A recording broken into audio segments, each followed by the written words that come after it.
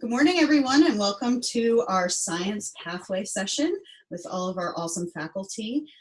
They will be going around and talking about what it means to be in the science pathway and different things that they want you to know throughout your time at LFCC and beyond. And I am Sarah Pangel. I am going to be moderating this session for you today. If you have a question for everyone, instead of unmuting, which gets a little crazy when everybody tries to unmute at the same time, if you could just pop a chat in and I will make sure that the question gets asked to our faculty. And then at the end of the session today, we are going to put up a link for you to sign in to win a prize. So we have 3 different prizes that we're going to be doing the raffle for on on August 24th, which is the first day of classes. It's Monday, and you can enter up to 5 times if you're a new student or 3 times if you're a returning student. We have the new student portal. So if you go to lfcc.edu/new student portal, all of the summer series sessions are there. You can watch any of those and enter at the end. You can come to your pathway session. We have curbside pickup, and you can get a really cool swag bag with your LFCC mask. Just stay in your car. We'll come to you. We'll take your information and make sure that you get entered to win for that. But the big prizes are, we have an iPad mini, a set of AirPods, and a Nintendo Switch to give away. So make sure that you enter to win at the end of the session. And without further ado, I'm going to turn this over to our science faculty. All right, well, thank you, Sarah, for setting this up. I'm Liz Dingus, the program lead for all sciences. So I'm going to give like a brief overview, and then we'll kind of go around and discuss how, if you're in the science program, how your classes will work. Today with us, we have Dr. Sam Dillinger, who teaches chemistry. We have Ann Simpson, anatomy and physiology. Jeff Holler, anatomy and physiology, and Ian Hare, who does our intro bio and our microbiology. And I teach intro bio microbiology as well. So we currently have about 9 faculty at Middletown campus and 4 in Fock here. With all of your labs, a lot of times you're looking at 2 different courses. So you're looking at a lab sequence. We have quite a few different lab sequences, including Bio 101, 102, so our intro level bio, our anatomy and physiology. We even have forensic science that we've added a few years ago. We have a lot of interest in that. Our enrollment's quite up this semester in forensic science. We have 3 different levels of chemistry, 101, 102, 111, 112, and then our organic chemistry. We have environmental science sequence, geology, which you can actually take out of order if you'd like, 105, 106, or 106, 105, whichever you'd like. And then 3 levels of physics, physics 101, 102, 201, 202, and then 241 and 242. There's a few 1 semester courses. We have an overview, Bio 145 of anatomy. We have microbiology, Bio 150, which a lot of our nursing students will be taking. And my office light will randomly turn off unless I move all over the place. And then physics 150, astronomy. So a few 1 semesters, but a lot of them are going to be sequences because that's what a lot of your degrees are going to be requesting. We also have our STEM club. I'm not sure what it's going to look like this semester because we won't be meeting on campus. We have a butterfly garden on campus. Oftentimes the STEM club helps with that, and they do different work around the county and around the area. So hopefully we'll get a little bit of involvement outside, because it seems to be a little easier in these corona days than inside. So as I mentioned, with the science degree, you're looking at those, what 2 sciences sequences do you need? So depending on where you're going, you may need your bio, you may need your chem, but you need to at least take both, or 2 different ones, bio, chem, physics, or geology. And one of those sequences has to be your chemistry or your physics. We do have some specializations. Our agriculture specializations at this time are just in dual enrollment classes. We don't have any agriculture courses currently on campus. And then we have our forensic science program, which we're trying to get an agreement with George Mason so you can get into their bachelor's and their master's program. There's ADJ 171, 172, so our 2 main forensic science courses that you would take. And that's going to have all your crime scene technology, how you collect your samples, how you analyze your samples, And then there's 3 electives that we have in that program. Narcotics and dangerous drugs, which is a super popular class. Our enrollment's really up in that course this semester. Criminal investigation and firearms and tool marking. So a few different options with that. Some of our other faculty will discuss some of the other specializations, but we didn't have our forensics guy here today. George, it was awesome. So I briefly discussed that. All right, so that's kind of in an overview, our Associates of Science and a few courses that you may look at. I'll turn it over to Sam Dillinger, who's going to talk about some chemistry and physics. All right, thank you, Liz. Yes, as Liz just said, my name is Sam Dillinger, and I'm one of the 2 full-time chemistry faculty that we have here on the Middletown campus. Ashley Burns and I, the 2 full-time here at Middletown, and Ibrahim Abdiaram is a full-time chemistry professor at our Fauquier campus. We also have a couple of adjuncts here at the Middletown campus that teach chemistry. We have an evening program, so if you're interested in taking chemistry in the evening, you can do that with Dr. Bill Saunders. He works at Thermo Fisher here in Middletown, so if you'd like some industrial knowledge, experience, he'd be glad to talk about industrial chemistry too with you. I used to work in the industry myself, so anybody's interested in industry, I can maybe answer some of your questions about that. As Liz said earlier, we do have essentially 3 levels of chemistry here at LFCC. The Chem 101, 102 is really anybody interested in completing their associate's degree. You could take Chem 101 to do that if you'd like. Some of the nursing programs also would have you take Chem 101, not all nursing programs. You need to watch that if you're in the nursing program, that if you're going on further, you might need to take Chem 111, 112. I know Shepherd requires 111, 112. If you're thinking about going into nurse, be a NP, nurse practitioner, you might need Chem 111, 112 also. So you need to think about that later on. But basically, Chem 101, 102, again, is their non-transfer science chemistry curriculum. So again, if you just want to fulfill your associate's degree for your science, you could take Chem 101, 101 or 102. If you're going to transfer to a 4-year school, major in any kind of science, you would need to take Chem 111 and 112. If you're interested in any of the healthcare fields, like maybe physician or dental or veterinary medicine or PA or pharmacy, you need to take Chem 111, 112. So those are the 2 of the sequences, Chem 101, 102 again, and Chem 111, 112. If you're interested in organic and folks that would need organic chemistry, if you're going to might be a bio major, obviously a chemistry major. Again, if you're going into some of the healthcare fields, pharmacy, medical, medicine, dental, veterinary medicine, you would need to take organic. And one of the major, maybe one of the major reasons you might want to think about taking Chem 111, 112 organic here at LMCC versus a 4-year school. I know when I was at Georgia, I walked into my first Gen Chem class and there's about 500 folks. So you're just kind of a number at a 4-year school. Where here, our Chem 111, 112 are really tied to 24 students in our class. And organic, if we have 15, that's a huge class for us. So there's a lot of individual attention, not just for chemistry, but all the courses here, your science courses. You get a lot of individual attention at LMCC that you might not get at the larger universities. Liz Dingus also mentioned physics.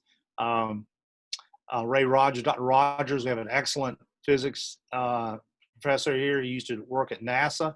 So he brings a lot of industrial real world experience to the physics classroom. For the engineers and physics majors, we've got the calculus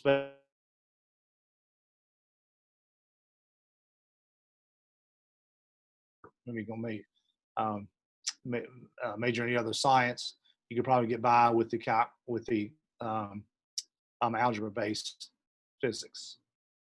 So I think that's really all. I should have mentioned safety for all our labs, as Liz mentioned earlier. All our science courses have labs with them. Someday we will get back face-to-face in labs. I guarantee that someday, sooner hopefully than later. But safety is very important. in all of our labs. We have all the required PPE in those, and your instructor would go over all the safety aspects for the individual labs when we do get back to campus. So unless someone's got something else, I'll turn it over back to Liz, and she can lead us along the path here. Right, thank you, Sam. Yeah, safety is going to be a little bit different since there are going to be quite a few at-home labs, at-home dissections.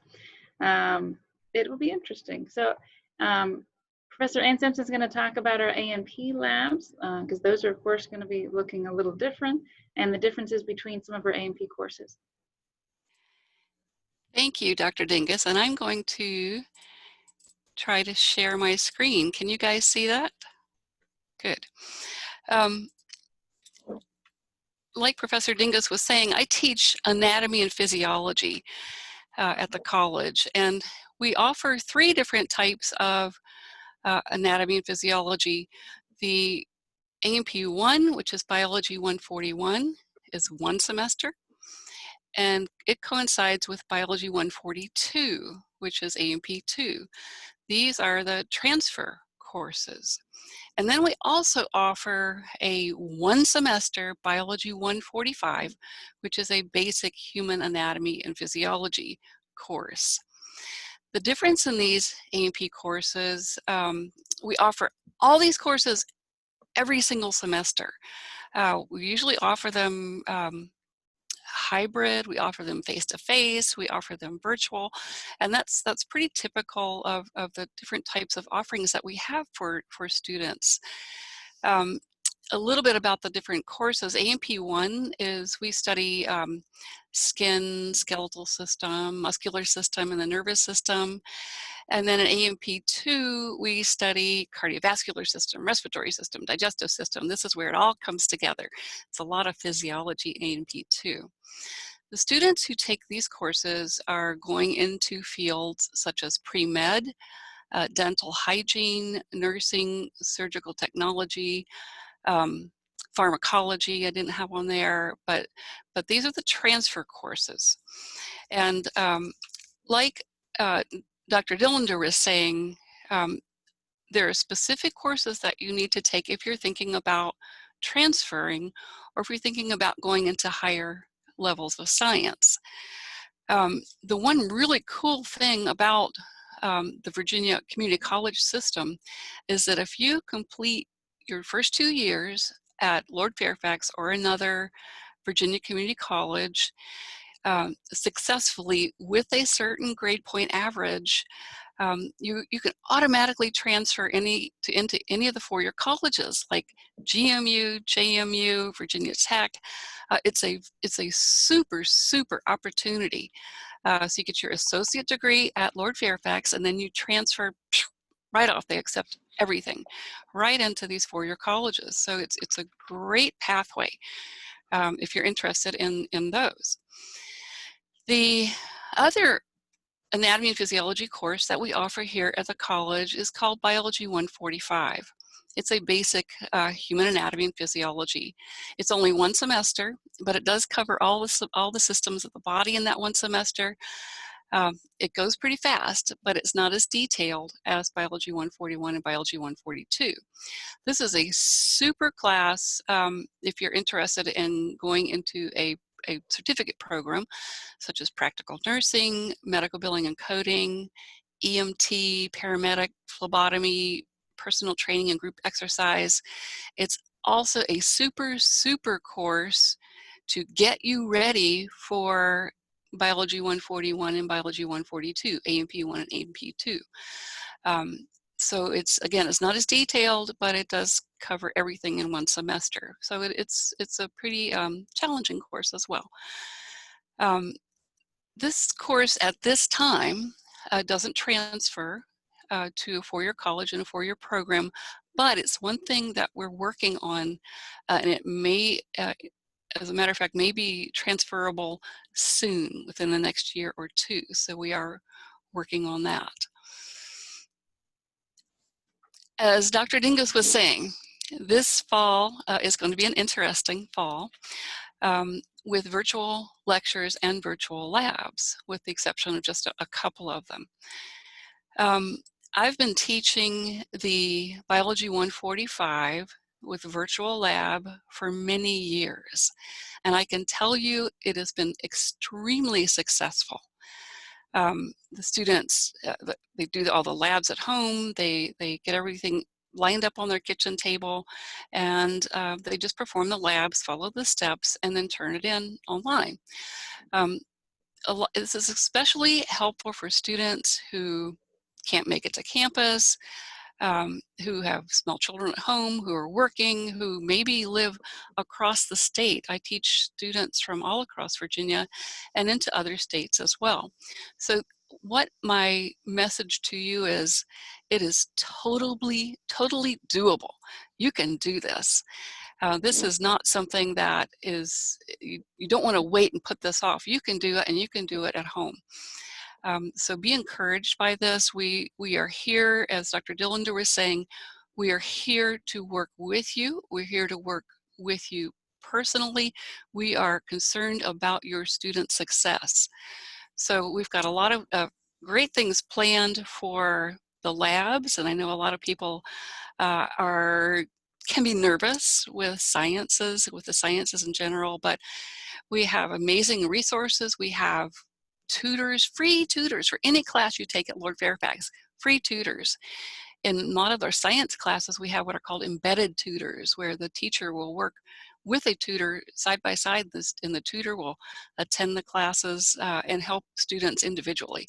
It's a super program we have here at the college for you. I did want to talk, let's see, about, a lot of these courses are offered as dual enroll classes. So if you're looking at this recording, some of these classes are offered at your high schools as well as dual enroll classes. And we work with the high schools to transfer right into Lord Fairfax with these. I appreciate you coming today and listening to this recording, and I will turn it back over to Dr. Dingus. Thank you so much. Thank you, Professor Simpson. As Ashley mentioned, labs are a little different. So check with your instructor before you buy a lab manual. There's be lab kits. And if you buy a 102, for 102, you're actually buying a dissection kit. You purchase the voucher and it's sent to your home. So it's much different than you just going to lab and, oh, I'm going to dissect my pig. No, you get a pig in the mail. So it's going to be a little different. With 101, there's going to be a lot of at-home experiments. So it is going to look much different. Professor Holler is going to discuss some of those lab kits and as well as some of our other specializations. Okay, thank you, Dr. Dingus. Yeah, I was just listening to what Professor Simpson was saying, and she covered what I was going to talk about too, but that's okay because that means I don't have to do that. With respect to transfer, so she covered that very thoroughly, which means I don't have to. Lab kits. Yes, for at least in anatomy physiology, we are going to, or in the process of putting together a basic lab kit for students to use when they complete the labs at home, as you heard Professor Simpson just describe. These are going to be picked up at the campus. I'm about to send out, well, I've already shared with the other faculty the announcement regarding them, and basically, and I've had a bunch of students, and I'm sure my colleagues have also gotten emails from their students about this already. The plan is for them to be ready for pickup beginning next week when classes start, so the 24th of August, which is next Monday. I'm crossing both of my fingers, both hands and all my toes and whatever to make that happens. If I were you, I see it looks to me like there are 3 students on this here with us. I'm thinking, I don't want to assume, and I don't know if that you guys are going to take A&P or not, but, and I don't know, Professor Dingus, if Bio 101 is doing something similar with a lab kit or not, maybe not. I know you just mentioned the dissection bundle, but anyway, the lab kit for A&P classes or labs is going to be picked up at the Paul Wolk Library in the Middletown campus. We've already alerted the library staff volunteered to help us with this. So you'll have to come to campus to pick it up. I recommend that you email or contact the library before you come to campus, just to make sure that the kits are there and ready to be picked up, simply because if you live any distance away, you don't want to be driving, some distance only to be told when you get here, sorry, we don't have it yet. And then you're disappointed because you came all this way. So it's probably a really good idea to check first to make sure that they're ready for pickup. There's a lot of moving parts to this, guys. Every other college and university pretty much in the country is doing something similar. So there's a real extremely high demand for the types of things we're putting in the kits that you will be using. So that's why it may sound like, well, it may look like we're not organized. That's not the case. I can tell you that the folks who are working on this they are very organized, but there are some forces that they cannot control, like when things are, the back orders and things like that. So we hope that the kits will be ready starting next week.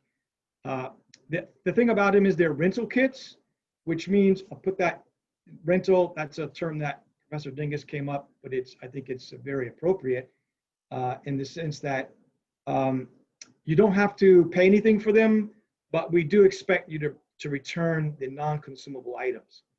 There's going to be a list within the kit to tell you, and it'll be pretty obvious what the consumable items are. The things that you use out of the kit, you're not going to return.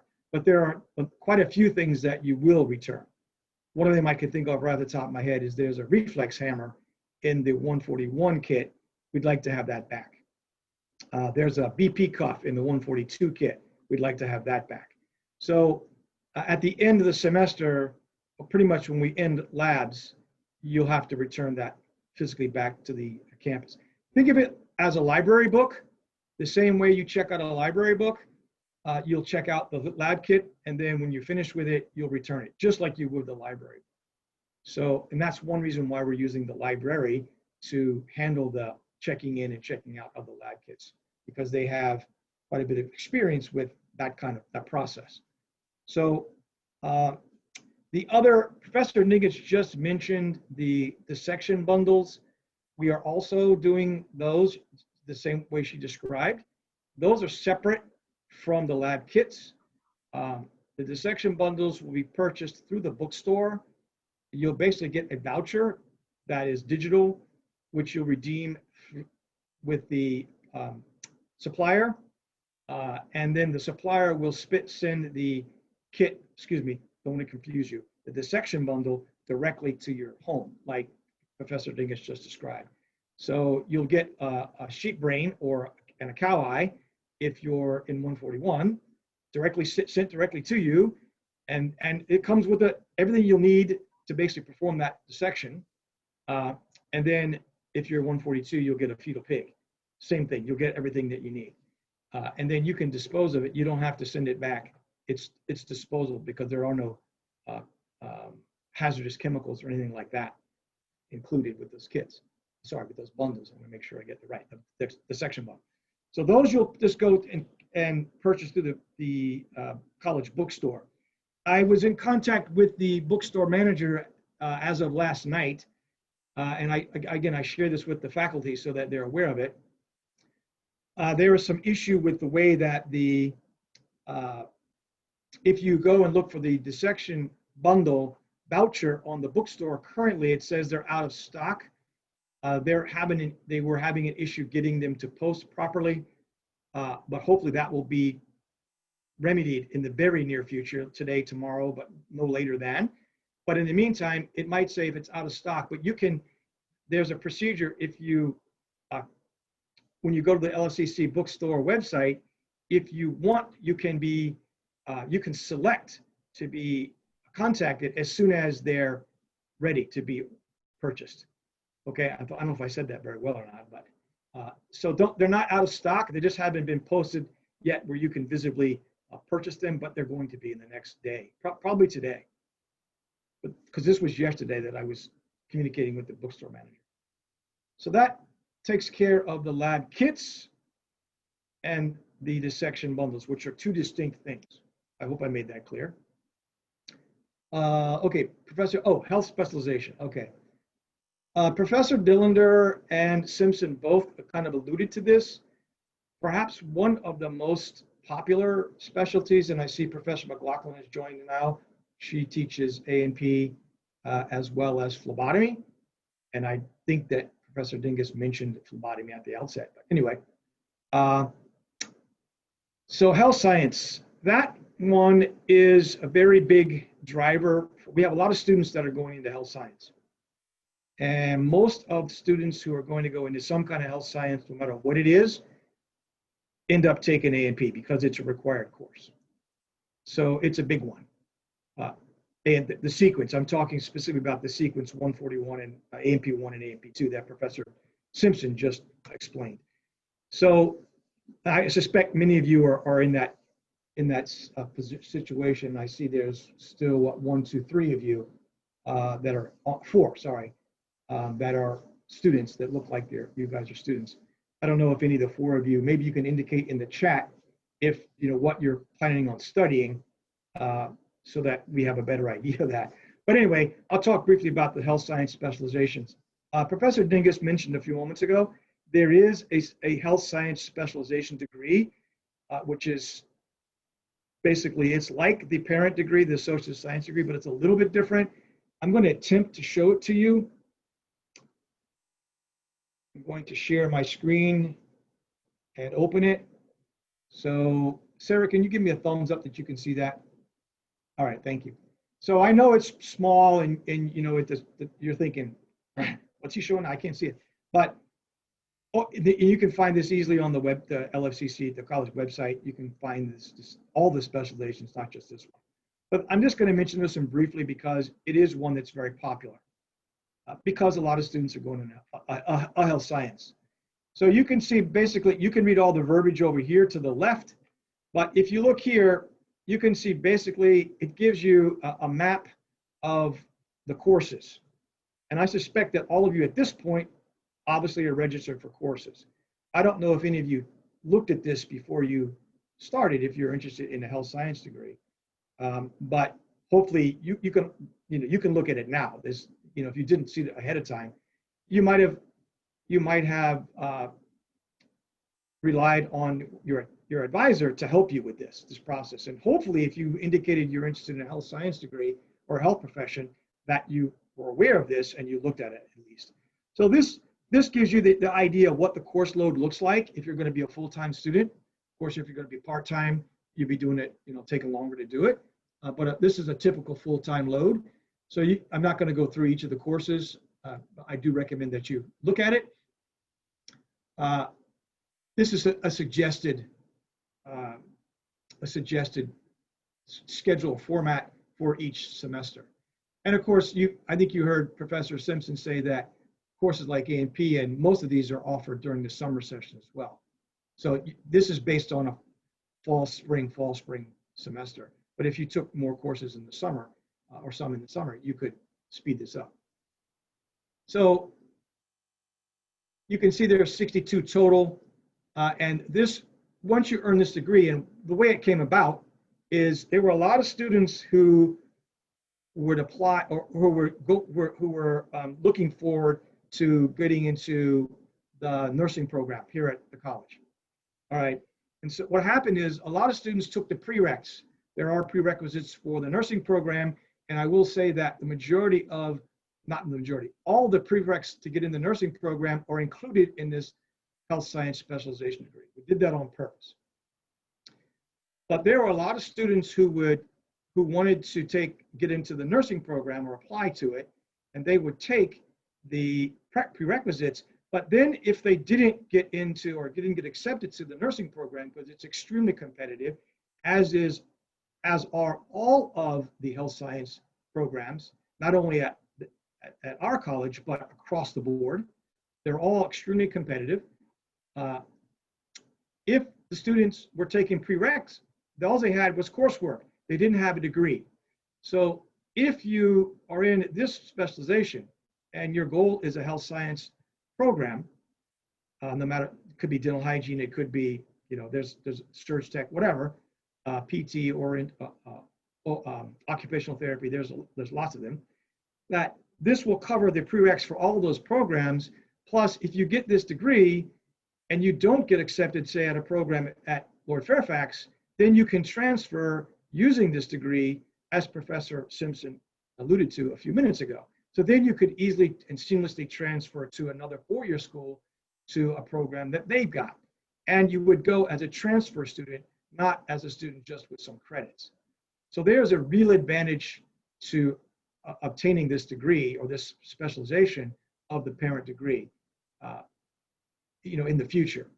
I want to circle back to something that Professor Dillander said, and Professor Dingus had asked me to talk a little bit about nursing school because there are lots of students who want to apply to the nursing program, whether it's here or somewhere else.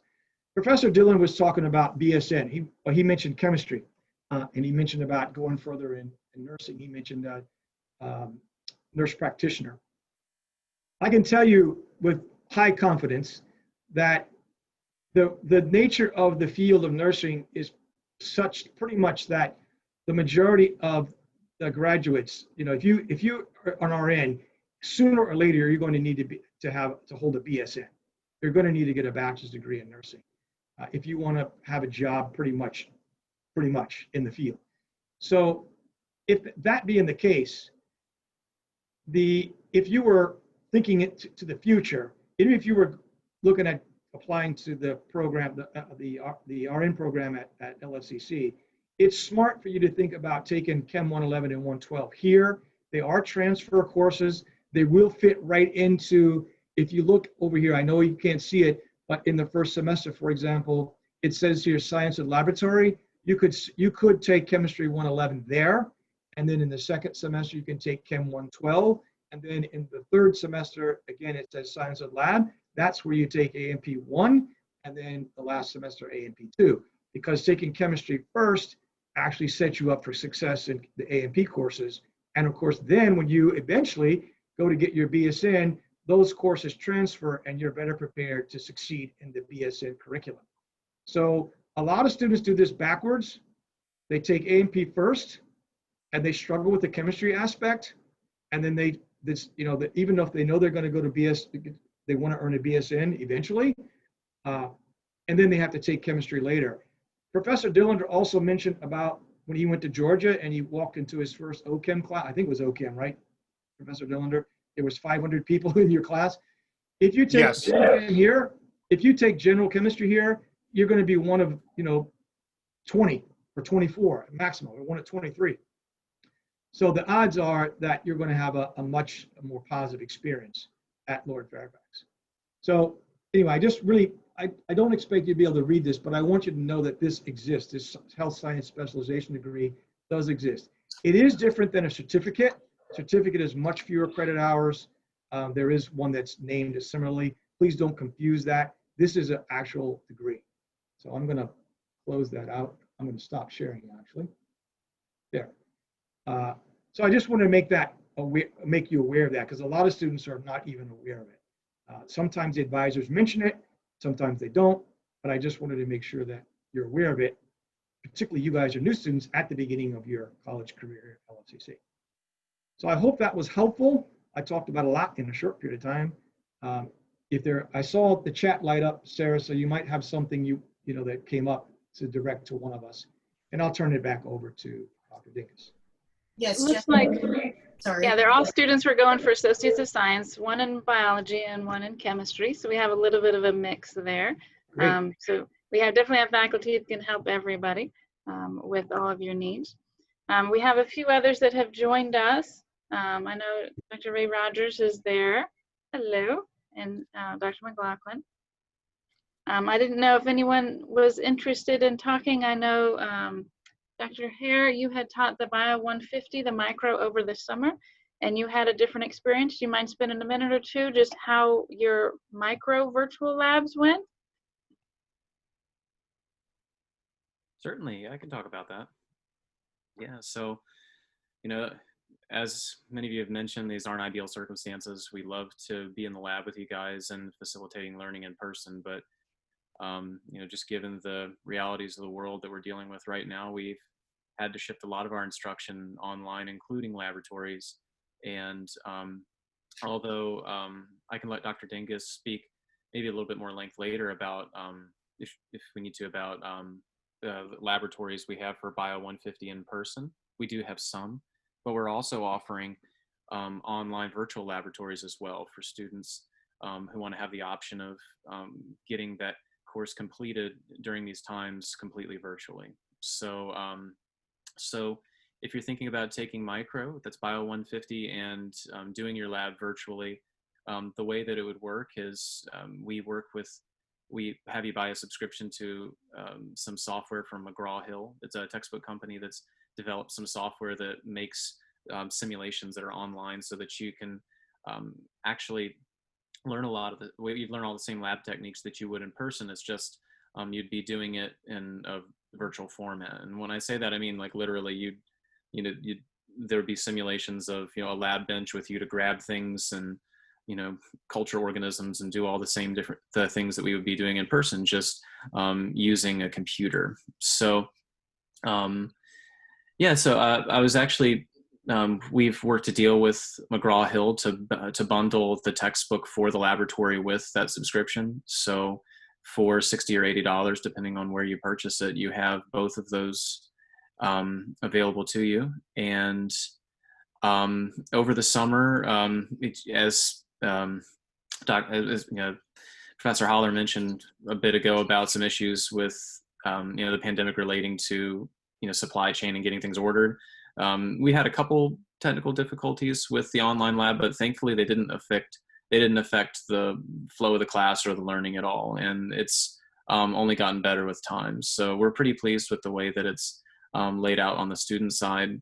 And I'm just happy that we are able to provide that to you guys in an online format. So if you're thinking about taking micro and you're uncomfortable about being in person, and just wanted to make you guys aware that we do have virtual sections open to you should you choose to do that, and for fall semester, and we'll see beyond. So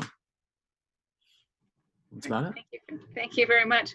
Yeah, for micro, there's only a few labs that are actually going to meet on campus. Organic chemistry, our Bio 150, our micro, and then I'm going to be teaching a clinical micro as well for some med tech students. But for those that are meeting face-to-face, they're going to be meeting in groups of 6. So we're going to rotate around. We'll have 4 kind of cohorts. So we'll go through lab 1, 1, 1, 1 with all of our different groups of 6, and then lab 2, 2, 2, 2. And then so you've come to campus 3 times in your small groups of 6 with a mask and goggles. We'll have 2 different, I think it's, 2 sections that will be face-to-face, or kind of this modified odd face-to-face. Micro in the fall, 1 online at Middletown campus, and then 1 online and 1 the hybrid face-to-face in the Fauquier campus. Dr. Ray Rogers, I see you here. Do you mind spending a minute or 2 talking about physics? Yes, we have physics going fully online, and we have physics 101 for kind of non-science majors. We have an adjunct doing physics 201, 202, which is algebra-based physics. And that's good for engineering, technology, and physical therapy. And then we have calculus-based physics, which is for science majors or engineering, like hardcore engineering. And all of those are fully online and ready to go. Nice, thank you very much. And Dr. Reens, I see you there. Usually you help with the STEM club. I'm not sure what that's going to look like this fall, but if you have any suggestions, you can give a shout out to that if you'd like. Yeah, actually, I was hoping I could. Yeah, we've had a STEM club on campus, and Professor McGlock, who's also on the call, has helped me a lot with that. And we need to coordinate a little bit, but I was hoping to do some kind of online, maybe Zoom meetings, and some possibly small group activities. Not quite sure what's allowed at this point, but definitely we'll do some online things. So if you're interested in this club, it's like any kind of science or math, or as technology majors. I'll probably have professors send out an announcement, or I'll ask everybody to, and any that are interested can email me with your Blackboard username, and then I can get you into our Canvas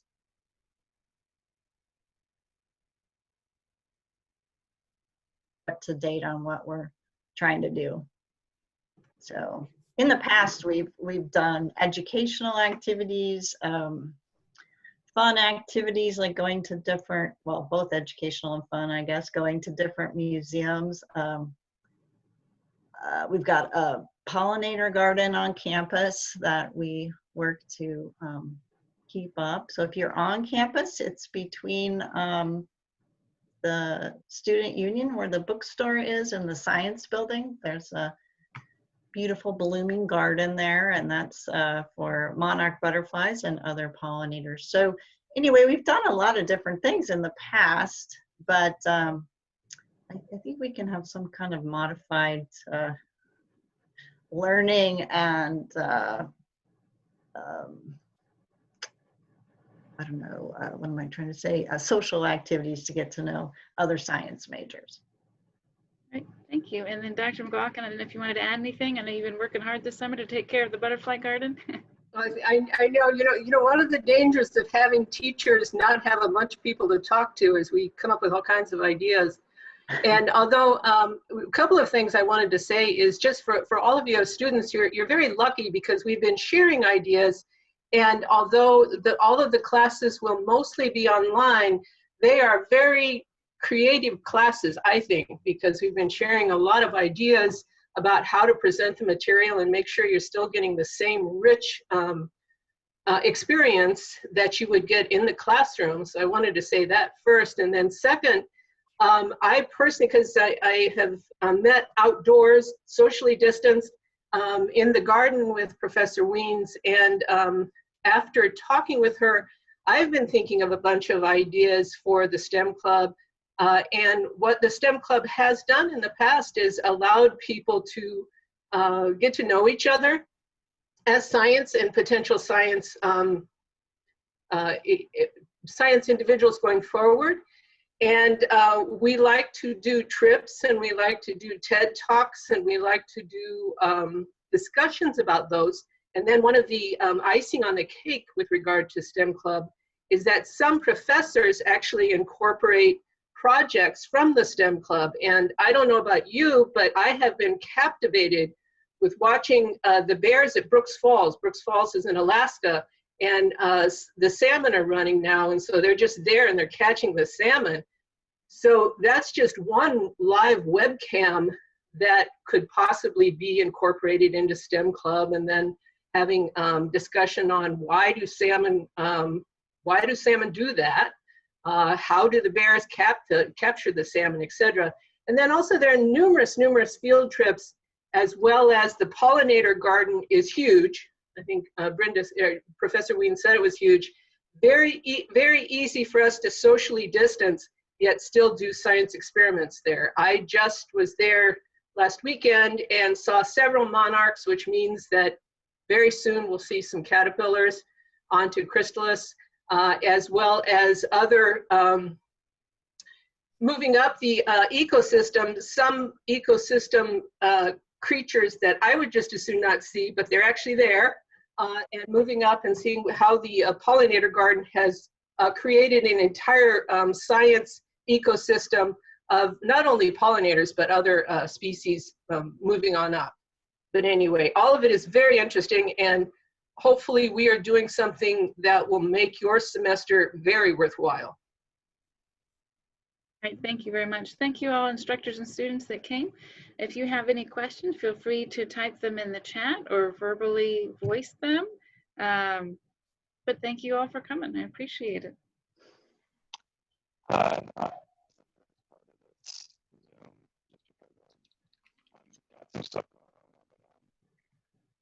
I'm having trouble hearing you there. Sorry. I just wasn't here for the first part of the Zoom. Is there any? Can you just give a quick rundown about that first part of it? I can hear when he was talking about. Sure, it sounded like you were interested. You missed kind of the first part and just curious what happened. We just briefly went over the science associate degree, all of the courses that you could possibly take, whether it's biochem, environmental science, some forensic science courses, and a few others that mostly you need the sequences. So just make sure you contact with your instructor advisors to know which sequence to take. We went over all of our specializations that we offer, including our health specializations, and then some of our unique classes, labs that will occur, some online, some that will need lab kits, some that you'll order the lab kits and be sent to your home. So just how some of it's the same of how the degree is, and then we had quite a bit that's going to be different due to our unique nature that Corona has caused us to come up with. So, it's a question. I also wanted to add it, bless you, you look like a captive audience. I hope you are doing well, but also this meeting has been recorded so that if you really have a lack of something to keep you entertained, you can listen to the beginning of it if you choose to.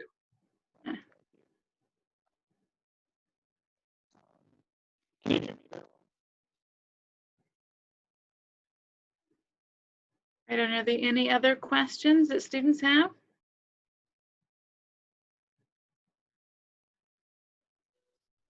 All right, I don't see any, so feel free to email us if you have any questions. We're more than happy to help you out. If you're trying to decide what classes to take, maybe you're already signed up and not sure about something, feel free to contact us. And before you go, we have the entry link for our awesome prizes that we'll be giving out on August 24th. So make sure that you go ahead and fill this out really quickly. I'm gonna share my screen without sharing private information. It's like always the struggle, right? Just a second. There we go. Let me share my screen. And if all the students on this call want to go ahead to this link, you all can see that. It is, you could win an iPad mini, set of AirPods, or a Nintendo Switch. We will announce the winner on Monday morning, and we'll contact you to make sure that you receive your prize. And to submit your entry, go to https://tinyurl.com/LFCC-summer2020. And thank you all so much for coming, and thank our faculty so much for taking the time out to talk to us today. If you have any questions, you can feel free to email engage@lfcc.edu, and I can direct your questions to the appropriate faculty member if that's easier, or you can look your faculty member up in our employee directory and shoot them a message directly from there. If you're interested in watching more of these Zoom sessions we've got recorded, you can go to lfcc.edu/new student portal, and that will show you all of the summer series that we had, and you can watch those and enter to win. New students get up to 5 entries for these prizes. And we also have some curbside pickups, so you can get your really cool LFCC masks. This is, I just got mine, and it's got adjustable ear straps and a nose piece that keeps it tight to your nose, so that if you're like me and you have glasses, it doesn't fog them up. And it's really, really comfortable and lightweight. So I turned in my unicorn mask that I was wearing that was really hot, and I was sweating that thing. So if you want one of these, we have swag bags that we'll give out at curbside pickup. If you want to know more about the lineup that we have for Welcome Week, you can visit lfcc.edu/welcome day. And thank you all for coming. And there was one message I got via chat. How do I know which courses will transfer to certain institutions?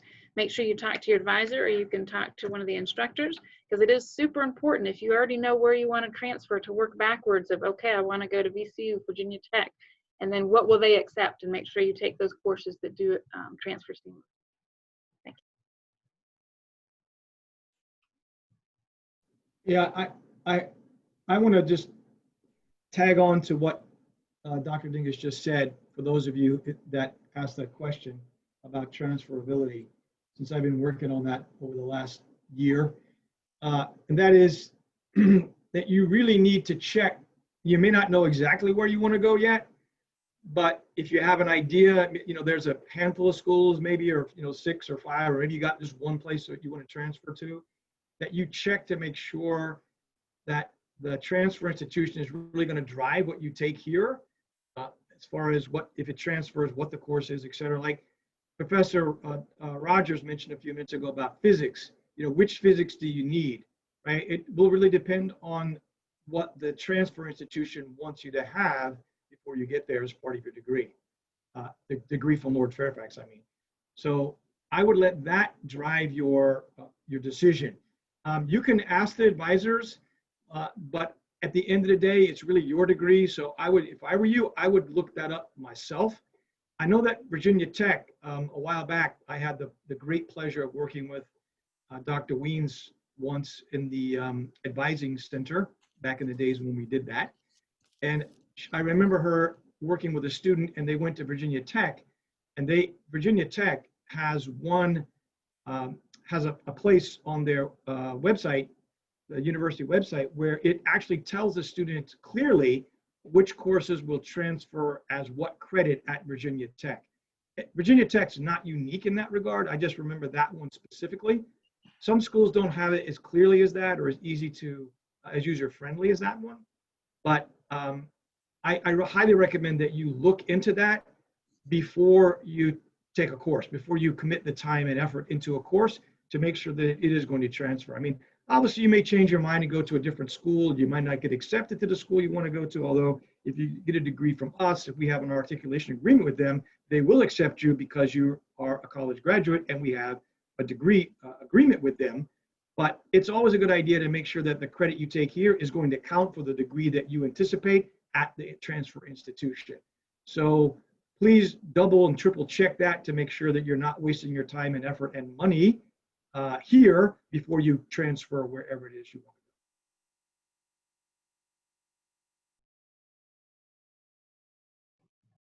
All right, thank you for that addition. I appreciate everyone coming, and feel free to email us if you have any questions, and have a great day.